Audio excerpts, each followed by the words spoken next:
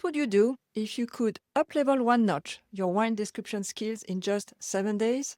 I know you've tried a lot of things to become a more discerning taster, to be able to describe at the level of precision of, the wine aroma wheel on the 3rd level, to go from it smells fruity to it smells cassis. You've been told to taste dozens of different wines, to smell all the ingredients of your pantry, or to buy quite expensive wine aroma kits. But to no avail. You can't find the words, you can't go beyond the generic terms to describe a wine. What if I told you that by following a simple practice every day for a week, you could start to unlock your sense of smell? And this is what I will show you in this video. And this sensory practice will help you build a robust sensory repertoire to name the aromas you perceive in your glass of wine. Hi, I'm Dr. Isabelle Lesschaeve. I'm not a sommelier, I'm a sensory scientist and tasting coach with over 30 years of experience as a researcher and program leader in the food and wine industry. I have spent my career working with tasting panels, taking average people and training them to identify specific aromas, taste, and mouthfeel in wine and other food products so that they can describe them with precision and confidence. And that's what I've been doing with InnoVinum Academy and inside my free community, Curious Palates. I've helped hundreds of students unlock their senses, build a rich sensory repertoire so that they can share what they experience in a glass of wine. And it starts by becoming more mindful. So let me give you an example. Every morning, I take my dog Levi outside in the backyard. And every morning, I walk by this bush. It's a boxwood bush. Some mornings, nothing happens. Other mornings, when the weather is warming up, I have this scent reaching my nose. And, I can smell the boxwood. And let me tell you, I really don't like the boxwood smell. It reminds me of cat pee. And we tend, to dismiss unpleasant smells. We don't want to pay attention to them. And this is, what we've learned to really suppress our sense of smell in our daily activities, relying much more on our sense of sight. What if I told you that cat pee, or boxwood aroma, if you want to sound more elegant, is a major aroma component in Sauvignon Blanc? The thing is that we describe by analogy of products or objects that we know. So if you ignore the smells around you because they are unpleasant, or you just don't pay attention, you're really putting yourself at a disadvantage, especially if you want to become a more discerning taster. And if you follow my channel or other publications, you know that I focus on the sense of smell, the aromatic component of wine, because they contribute a lot to your tasting experience. We say about 80% of what you taste in your mouth are in fact, aromatic components. And if you watch one of my earliest videos, you also know that the words that we associate with a scent, with a fragrance, with an aroma, is stored in our olfactory memory. And we build these connections by repetitively smelling and encountering this fragrance or this scent. And the more you encounter it, the more you strengthen this association. I can tell you, after 8 years walking by this boxwood bush in my backyard, I'm very familiar with this boxwood cat pee aroma. And it just starts by being more mindful of what you experience in your daily life, in your surrounding. So what if you paid more attention to the scent surrounding you daily, just 5 minutes a day? When you walk your dog, when you arrive in your office, when you run your grocery errands, pay attention to your coffee in the morning, the shampoo that you use, in the bathroom, the spices you use in your pantry, or the flowers, you can encounter in your neighborhood. You don't need to train your nose only with wine to become a more discerning taster. You need to wake up your attention to the world surrounding you. But how will I remember, you may ask? Well, this is where I introduce you to the N.O.S.E framework. This is the simple technique I was talking about earlier. And it stands for notice, observe, smell, and encode. Notice means that when you walk by the boxwood bush or you walk in your kitchen or wherever you are, you pause and become aware of a scent that is reaching your nose. Then you observe when the scent is coming from, you look at the object, and you smell again the object to reinforce this connection between the sensory experience, the scent, and the name of the object. And then later on, what is important is to encode, meaning to memorize, to do an activity so that you will remember this experience. And encoding really is about memorizing. You can write notes or doodle, or sometimes, I just snap a picture, or I use my phone to record a short audio memo. So why does it work? Why does this N.O.S.E framework work? Well, writing or recording forces you to rewire this connection between the aroma and the word. Our brain is a formidable organ because it's plastic. It creates new neural pathway when we learn something new, and it reinforces the existing neural pathway when we train our nose with some familiar objects or familiar scent. And the more you do this simple task of noticing, observing, smelling again, and encoding, the easier the name of the scent will be recalled when you smell that scent in a glass of wine. Let me give you other examples that I've shared with my community online.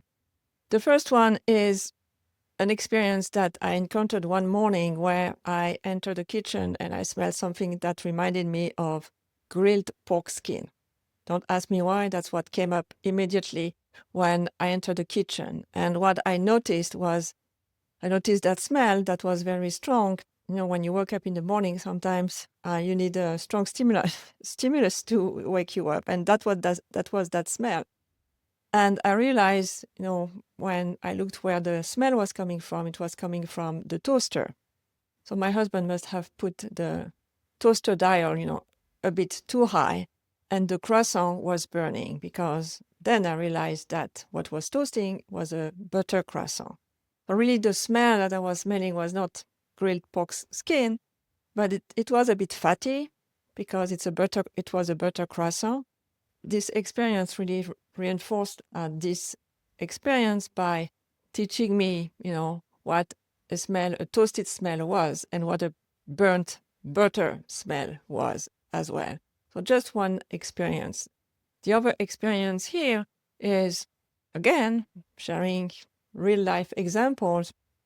I was coming out of my office, and I smelled this strong fruity note that reminded me of my work when I worked with orange flavors in the past. And then I realized that my husband was peeling an orange. So I did pause, looked at the orange, smell again the peel that was reminiscent of this orange oil, and, took the time to memorize the experience.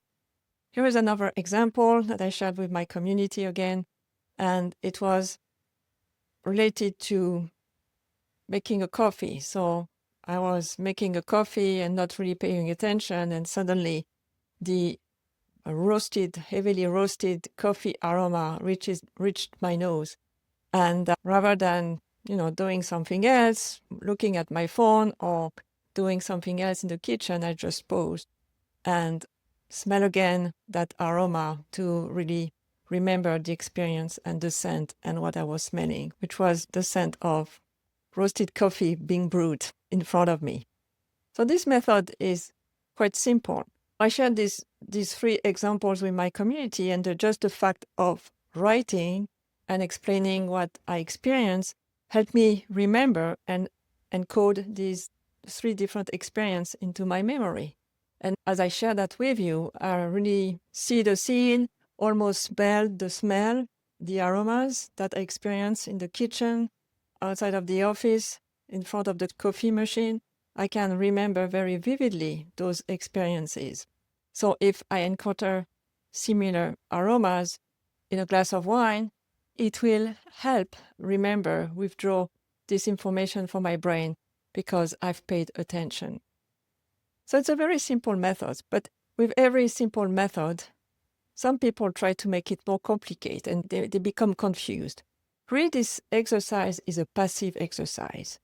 The scent comes to you. You don't need to look for it.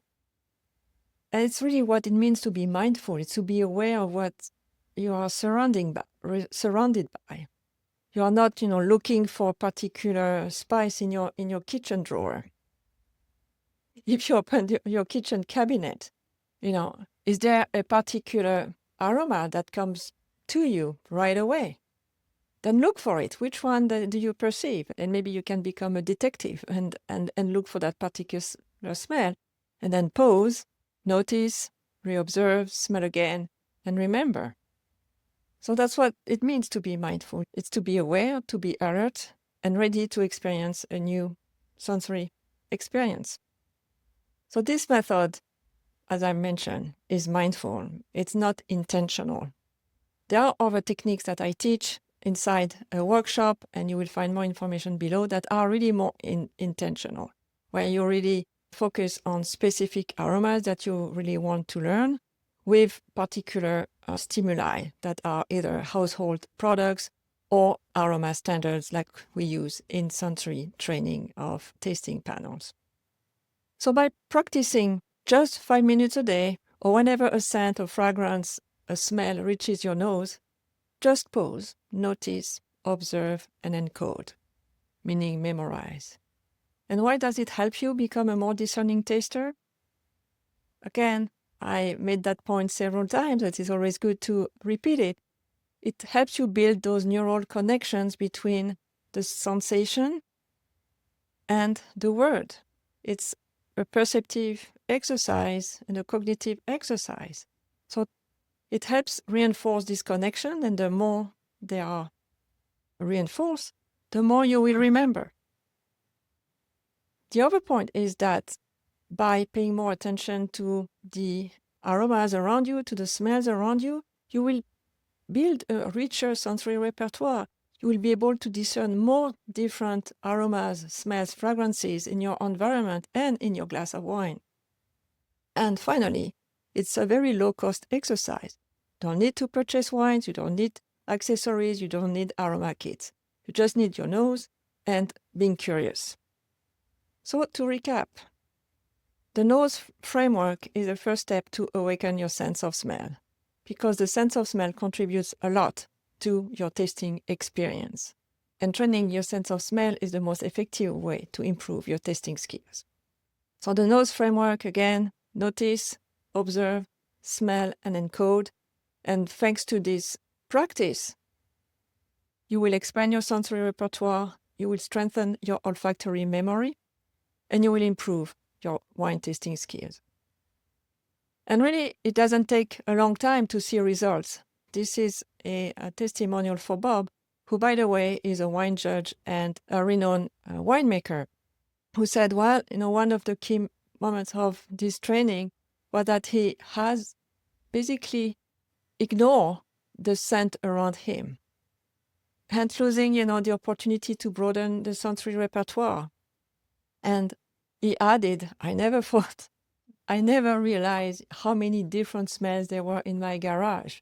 So go outside of your kitchen, being more curious, being more aware, and really you will strengthen your sensory repertoire. Because guess what? There are scents in your garage that you might sense in your glass of wine, rubber, petrol, you name it. And really, the N.O.S.E framework is one of the practices I teach inside the Curious Palates community.